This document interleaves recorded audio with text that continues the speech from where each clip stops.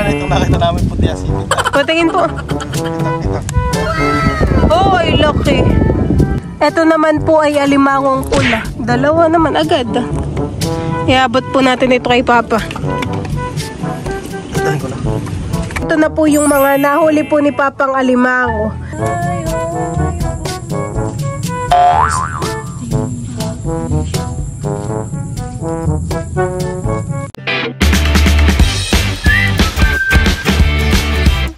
What's up mga kamilot? Welcome back sa aking channel. So for today's vlog po ay mamamandaw po kami ngayon ni Papa ng mga bubong deteklo.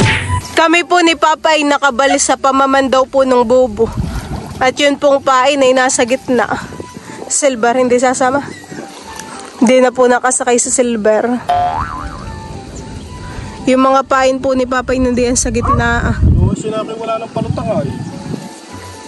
Laro sa dulo ah. Nakahinat ka ng alimango. Baka po lumubog na yung palutang.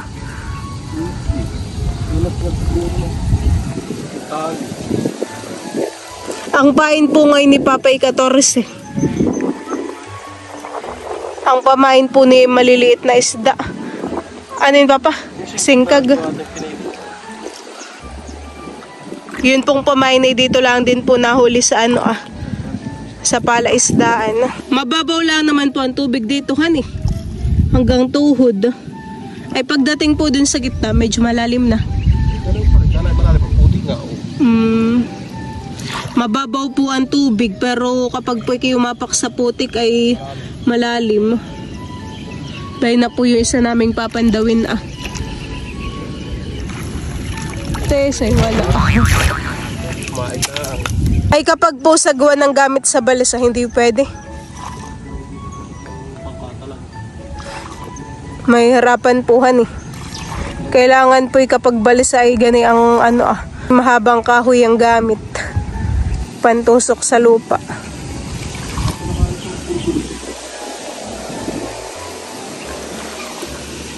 May similya pa pala minun. Baka po anak, hindi. Baka nga.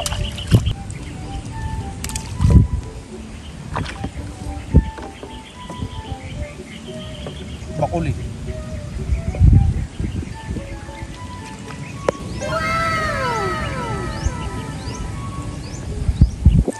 Halatang mababaw po ang tubig hanito ho. Nasa ibabaw lang po yung bubong deteklop. Kung malalim po ang tubig ay dapat po ilubog iyan. Aba, may huli po. Medyo malaki po yan Kitang kita po pala dito yung lupa Napakababaw ng tubig.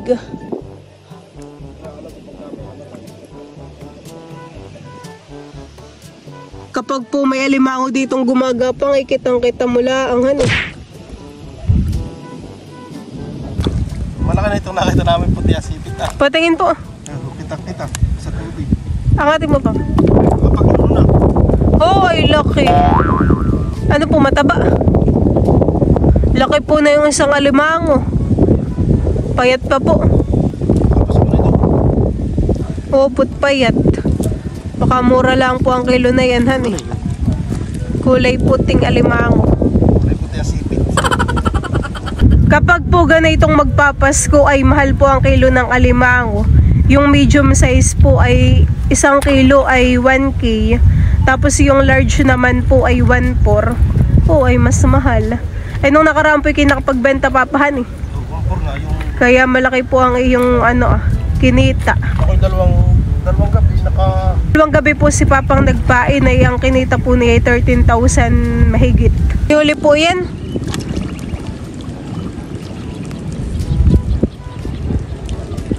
May mga nahuli din po si Papang alimango. Mamaya po may magagapusan.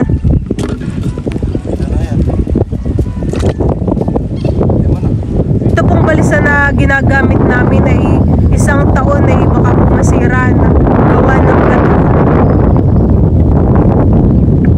Siya po ay nalang. Gagawa na lang daw huli sila Papa kapag po ito'y nasira.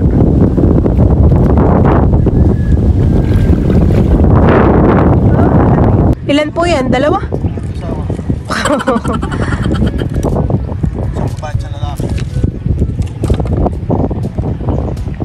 po sa part na ito kayo kumukuha nila Kuya Tilat ng itatambak po sa pilapilhan na lupa. Dito po sa pitak na ito sila papa madalas kumuha ng putik na pantambak. Kapag po dinala namin sa bayan na yan pong alimango ay nabibili po agad, nabebenta. Pero kapag po bangus ang dinala sa bayan ay pahirapan po yung pong bangus ay kailangan na ilako mo pa. Mayroon pong alimangong nasa habang dun sa may prince. Huhuli mo papa? Baka po'y mataba. Astig naman po ng alimango. Nandun po sa may lambat sumasabang po. Kami po ni Papay tapos nang mamandaw ng mga bobo. Bayan na po Marami din po yung ating nahulihan Akala po namin ay wala nang mahuhuli. Siserokin mo po yung alimango. Parang pwede yan. Nasabang din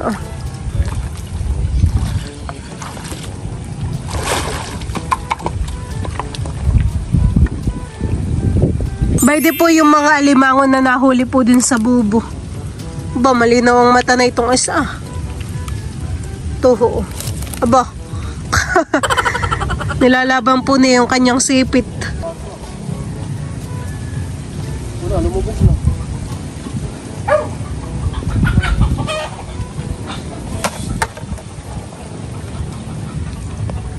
May huli po kaya yung bakekong? Wala. Wala, isang kasat. Nawala na po yung alimango. Lumubog na Ang huli naman po dito sa isa ay dalawa. Ito naman po ay alimangong pula. Dalawa naman agad. Iabot po natin ito kay Papa. Dadalhin ko na.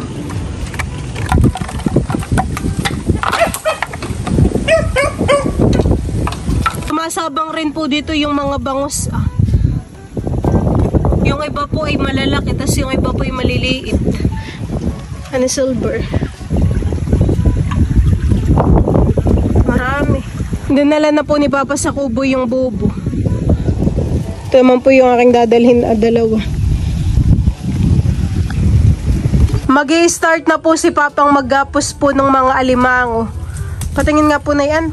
Yan po yung babaihan Kapag babae po yung alimango ay parang mas malapad pa yung kanyang bahay.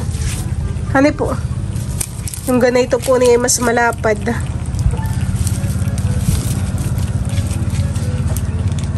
Para po pala mahuli yung alimango at uhulihin po ng kamay tinatabunan po pala yun ng putik sa mata. Gawa ng malinaw po ang mata ng ganayan para hindi po niya maaninaw yung kamay mo at hindi ka masipit.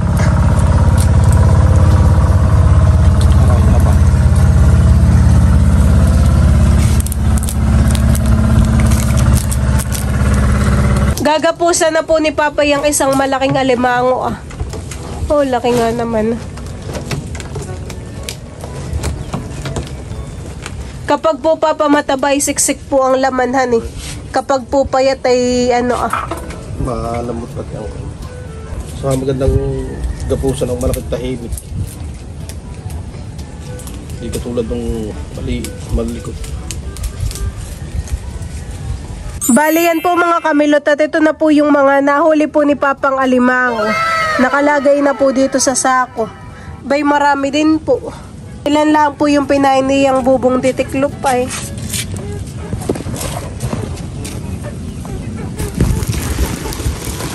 Madala po sa bayan at ibebenta. Napakain na rin naman po ni Papa yung mga bangus. Tapos ay dito po ay may kasagatisda. Tapos meron pong sipit. Mabilis lang po tayo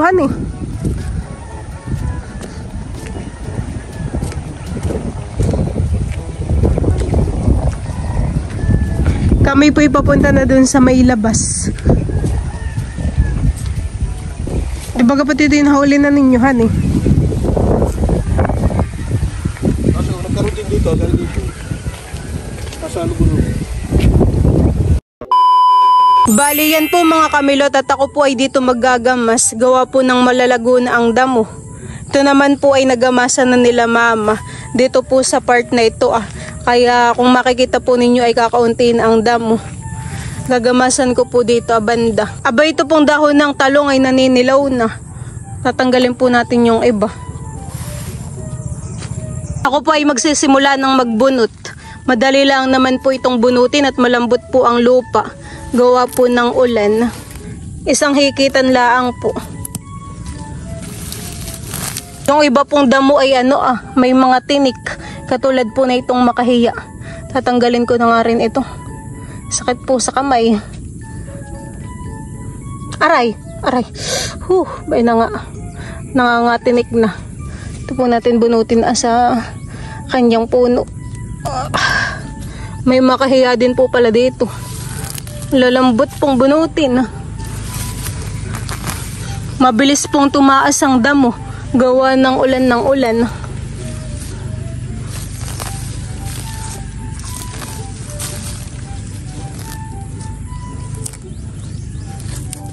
Kahapon po ako'y nanguha ng talbos ng kamoting baging. Marami po akong nakuha. Gawa ng sila mama po may tanim din dito.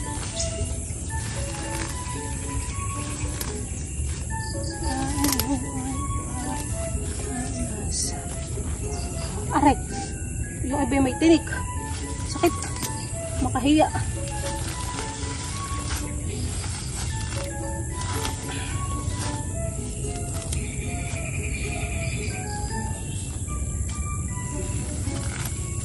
Yung iba pong puno ng talong ay nakay mababara na. Sobrang bigat po ng puno. Tatanggalin ko na po itong mga dilaw-dilaw. Tapos ito pong mga natutuyo.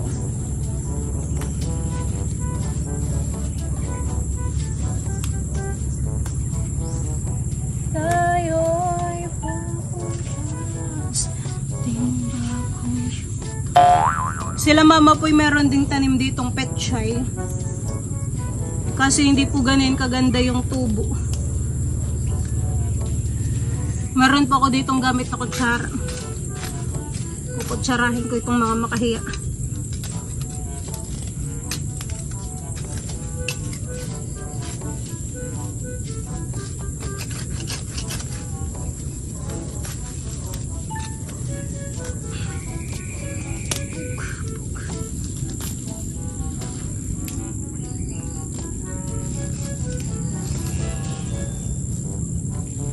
Hindi pa ng mama nalalagyan ng Weh? Nalagyan na?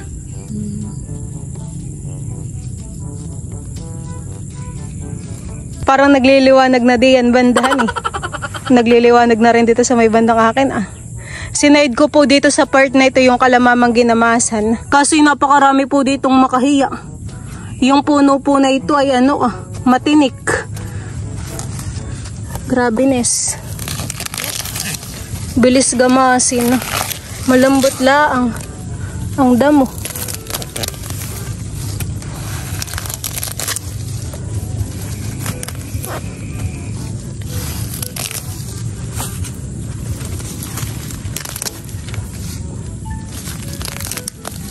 Tinatabasan na rin po ni Papa Dian yung mga damo sa gilid po. Aba, may bunga itong kamyas Asim na yan. Yan, nagliwanag na dito Tatanggalin ko nga itong mga dahon na tuyo na. Tayo ay papunta sa ating. Nakahakot pala naman yung talong dito Bakit po? Ginangat-ngat. Ginangat-ngat daw po yung mga talong. Apat ay limaw. Ibang bunga kaya pa dito yung nakita bunga. Baka po gawa ng dagahan Natabasan po ni Papa Dian Ano nga papang puno po yan Tagbak. Masarap po yung bunga na iyan. Marami po na yun sa bundok. Kasi wala pa pong bungahan Pero may bulaklak na isa.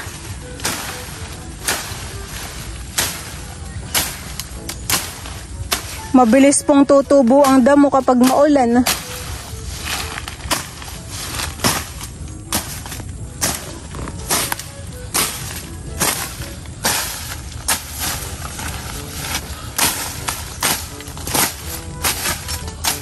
Sino po nagtanim ng papaya dito? Kayo, ni Mama. Bulang. Tumubo lang po. Mayroon po ditong 2 puno ng papaya. Yung isa diyang malaki, akin ang pinutulak. Bakit po? Malaki. Kapag po lalaki ang papaya, ano? Hindi po nabunga.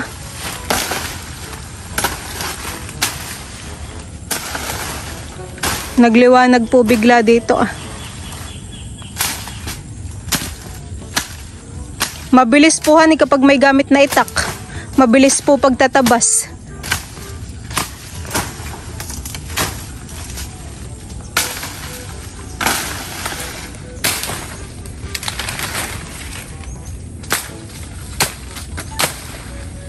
Malalim po ang tubig dito, hani, sa may puno po ng pilaway.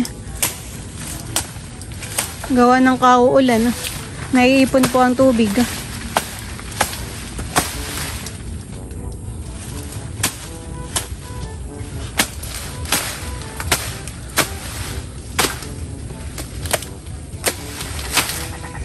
Medyo mababa na po yung lupa dito, hani. Di po katulad dito sa tinatamnan nila Mama. Mataas. Tapos na po ni Papa D ang tabasan. Doon naman po siya magtatabas. Sige na dito, huwag ka nang mag-ano yan. Malambot lang naman kinukuha ko dito.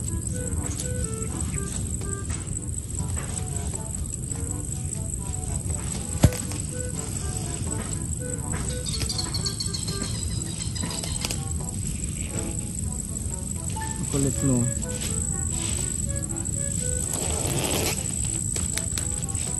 Mag-day off ka dito sa Gamasan.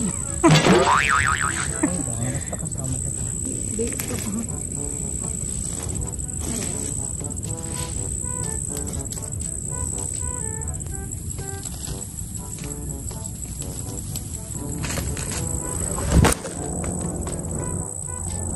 A few minutes later. Ito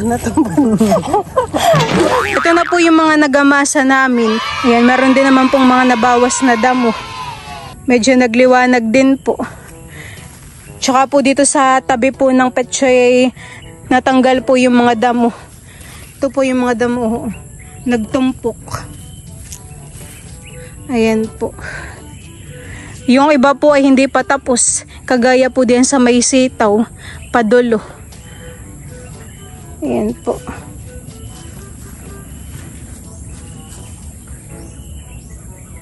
Ang masakit nga lang po diyan ay yung makahiyat gawa ng may tinik po yung puno. Mahirap pong bunutin. Dapat pala may gloves.